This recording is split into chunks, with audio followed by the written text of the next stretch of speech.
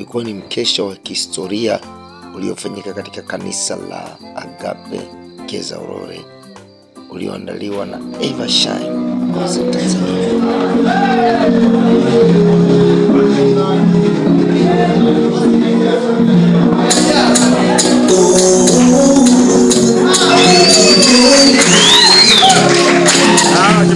You are my kindness, you are my guidance, in darkness, God you are my light.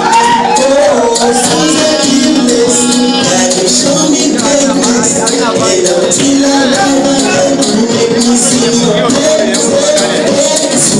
Everything, everything, God you are my everything, blessing, blessing, you give me an open blessing, everything, everything, God you are my everything, blessing, blessing, until you make me say, oh, you make me sing, oh, you make me shout, oh, you make me sing, you make me sing,